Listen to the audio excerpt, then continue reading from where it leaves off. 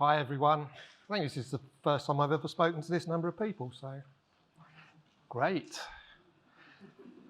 Maz Dowd, NHS England, National Fire Safety Lead. From NHS England and NHS Improvement, we don't have the NHS Improvement bit anymore tagged onto that name, it's just NHS England.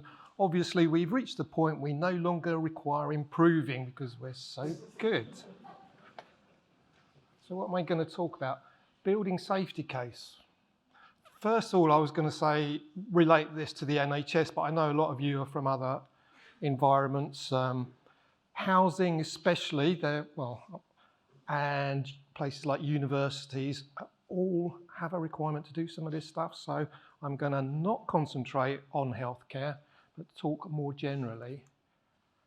And I hate to put stuff like this up because it's kind of boring really, but basically what it says is that under this lovely bit of legislation, the Building Safety Act, there is going to be a legal requirement which is going to come in force, I think it's going to be the 1st of April next year, to complete one of these assessment of building safety risks. So this is in relevant buildings which are, at the moment are those high risk relevant, high rise risk residential developed buildings.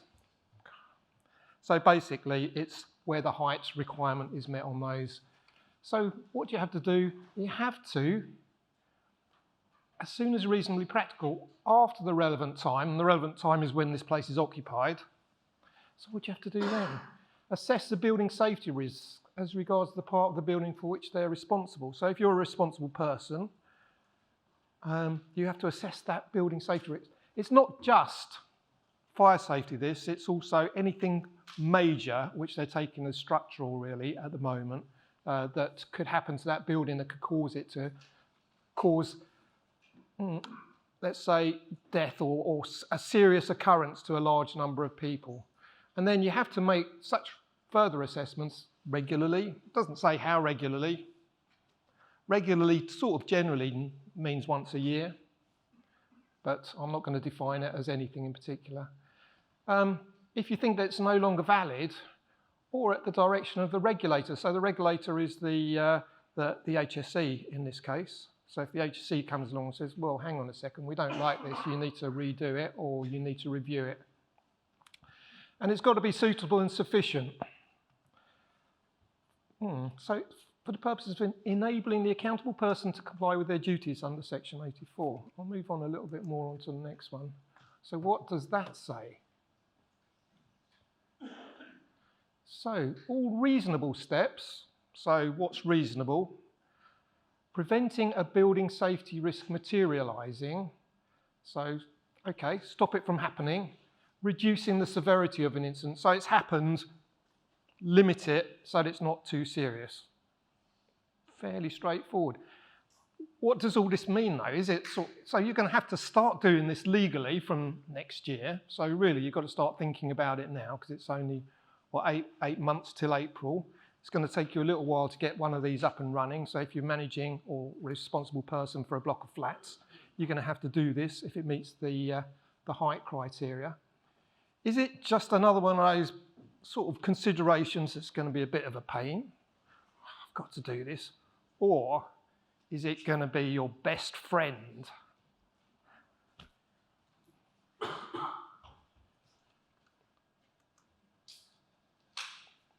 So we mentioned who's the enforcing authority for this. It's not the fire brigade or the local authority, it's a building safety regulator. And I'm not sure, I mean, I have spoken with the building safety regulator. I'm not sure how they're going to manage to cope with all of the additional work that's going to come in when this comes in, but I'm sure they've given it a lot of thought. So what are you going to be required to do? Well, you've got to register your building with the building safety regulator if it meets those criteria, perform a building safety risk assessment, introduce measures to manage the building safety risks, and then this is the one, prepare a safety case, report for the building to give the BSR on request. So they're going to be asking you for this safety case. What do you have to put in it? We talked about the golden thread earlier today, haven't we? Well, some of this stuff is going to be in there. Information about the building should be in that golden thread. Okay, we're talking about here not necessarily new buildings, but predominantly existing buildings, some of which may have been around for an extensive period of time. Will you have all of that information? You may not. You might need to get hold of this information or get someone to write it down for you. Identify building safety risks. So what are your building safety risks? What's your risk prevention and protection information? What are your safety management systems? What's your safety case report?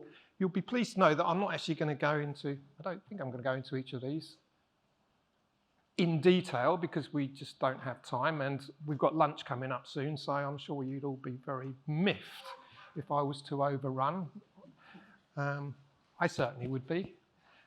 So what's it about? It's about preventing the risk materialising, reducing the severity of such an occurrence, and it's not just a fire, it's anything else. Can you actually prevent the risk occurring? A fire is going to occur probably somewhere in a block of flats at some time during the life of that block of flats, because you don't have a lot of control over the people in there. Well, this isn't really about that fire occurring in that one part of that block of flats. It's about that fire affecting large chunks of that block of flats or that hospital. So it's not really your fire risk assessment, because your fire risk assessment is more localised. So it does happen. You're reducing the severity of it. Compliance or safety. I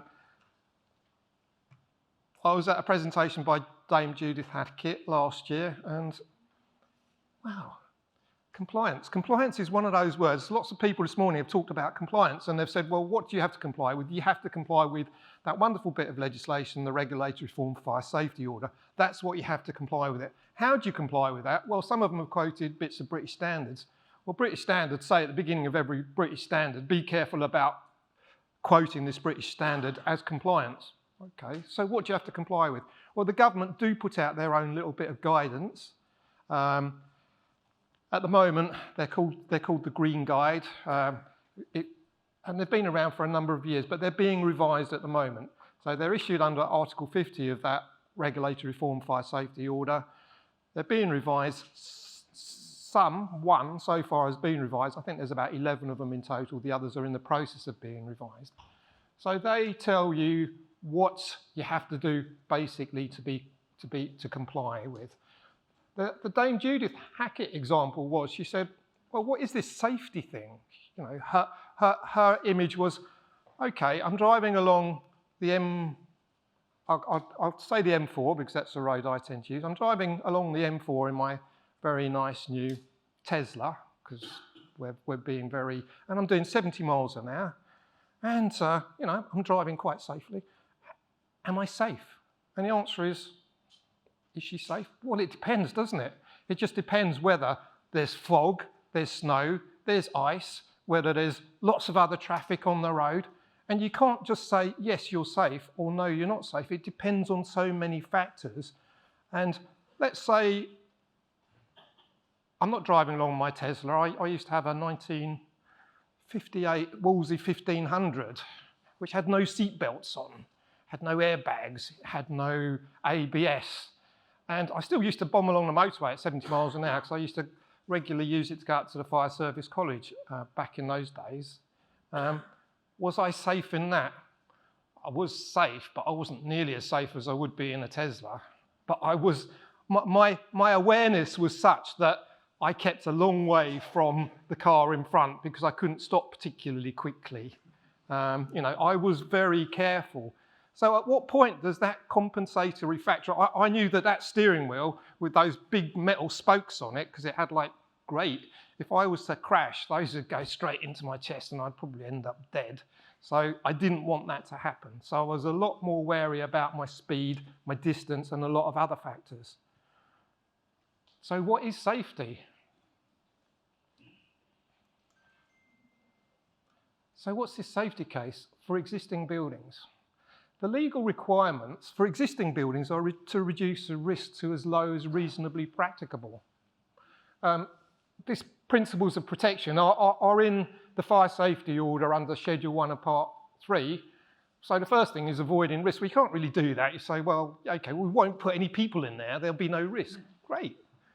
But you can't really do that. So what do? You evaluate the risks, which can't be avoided. What's that about? You combat the risks at source.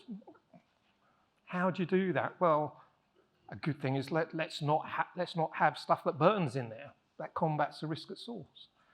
You adapt to technical progress. We've had a lot of technical progress stuff this morning. You know, emergency lighting was, I think, the last one. Great. Replace the dangerous by the non-dangerous.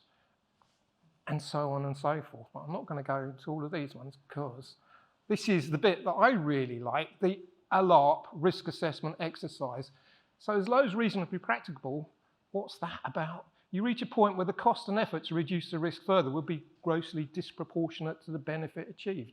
So you've just had a survey done of all your fire doors in your building, and it comes back and says it's going to cost you £10 million to fix all these fire doors to be compliant. And you say, well, hold on a second, that's an awful lot of money. Do we need to fix all of these fire doors to be compliant, or don't we? And that's where this as low as reasonably practicable bit comes in. So you think, well, how important are those fire doors to what I want doing? So in a hospital, for instance, you might think, well, the ones to intensive treatment unit or theatres, those are really important because we don't want to have to move those people. So we'll make sure that those ones are good. The ones to the offices where the people work, we're not so bothered about those because they can get out easily. Are we going to fix all of them? I don't know. So what are the steps that you want to do? So the first thing you need to do is you've got the perfect world and you've got where you are. It's not the perfect world. So I'm talking about health technical memorandum here because it's primarily hospitals, but it could be building regs, it could be approved document B, it could be BS 9999. So that's up there, we're here. So what are the hazards? What are the issues arising about that difference? What control measures have we got in place to meet that difference? And if the answer is, well, actually, we've only filled our block of flats with elite athletes, so we know they can all get out of this block really quickly, that might be fine. So we've got a fire alarm, everyone's out in 2 minutes, end of problem. How can the risk be further reduced to reach as low as reasonably practicable? And you might have a whole list of different things that you can do. Some of them will cost a lot and achieve a little bit. Some of them will cost a little bit and achieve a lot. Some of them are going to be somewhere in between. Do you need to do all of them? Can you just do some of them? What are you going to have to do? And then the last one is review it post-implementation. So whatever you decide to do, once you've done it, has it actually achieved what you wanted it to do? I love this. This is such a good little diagram. So you've got the green bit down the bottom there. This is perfect. I love it. Code compliant. We are approved document B, HTM standard, broadly acceptable. So let's take this lovely tower block and we find out it's clad with this stuff that burns really quickly. That's not acceptable, is it? So what are we going to do about it?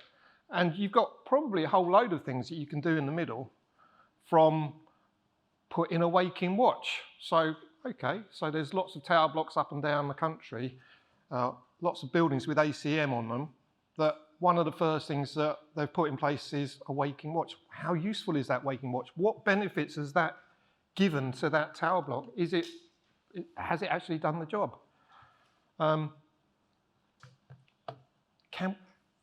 To refer to one building that has recently had the ACM removed off it, there were 3 faces to this particular building. It's a hospital not too far from here, in fact. And the person that did the safety case looked at the three sides of it and said, 2 sides face out onto the street. We're not too worried about those. But the third face actually faces other buildings very closely, including the VIE. The VIE is the vacuum insulated evaporator, which is that great big tank that holds oxygen in a hospital. So you don't really want those getting too hot. So they said, you need to take the ACM off that face now. It's such a risk, it's got to be done. So that was done pretty much straight away. The other two phases, well, we'll think about those and get back to you on those.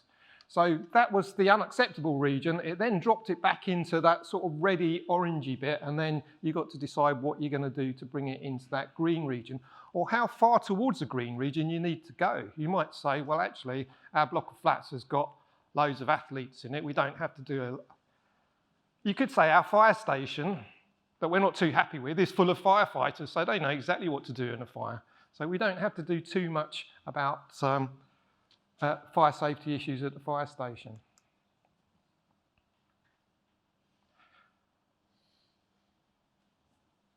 The difficult bit is getting someone to say this is what you need to do, because actually someone's got to make that decision. So if you're at that green, if you're not in the green bit, you're in the red bit, and they say, well, actually, to get out of the red bit, you've got to do this, and you've got to do it now. That's a no-brainer. You've got to do it. You've got to do it now. So the next thing they're going to say, well, if you spend £1 million, you can do this. If you spend 2 million, you can do this. If you spend 5 million, you can do this.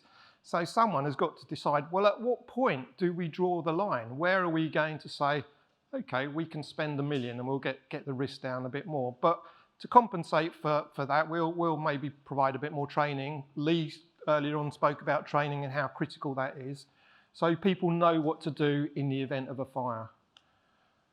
And it's really difficult to get someone to say, okay, you're here at the moment, you want to be in the green bit, you've got a big bit of amber in the middle. We can say to you that you will achieve, let's say you'll be in the amber bit, you will achieve a 50% risk reduction if you spend £2 million doing this. But people don't want to say that. They want to say, well, actually, you've got 500 fire doors in this building. They should all be compliant. They're not at the moment. You need to spend whatever to get them compliant, rather than say, well, actually, that fire door's not so important. The fact that it's got a 5 mil gap round the edges of it isn't that critical. You can leave that one and do it maybe when you replace the door, which is one of the reasons why Alan's book is so good, because it does go into that in a little bit. So well done, Alan. And I'm sure his new one about fire compartmentation is going to be equally brilliant as well.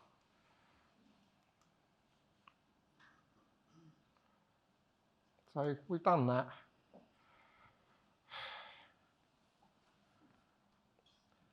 And I think we've covered all of that so far. I'm watching the countdown timer now. We're almost there. So someone said you've got to check these things and make sure they work. You do. I was in court actually 3 years ago where a building didn't know how to use their evac chairs, and they got fined £200,000. Not for not being able to use the evac chairs, but for lack of cooperation and coordination between the occupiers, so that they didn't know, they didn't test. And the judge said, you could have done an evacuation drill, this would have sorted this out easily. And I think we are there, because I'm on 0 now. So thank you very much for your time.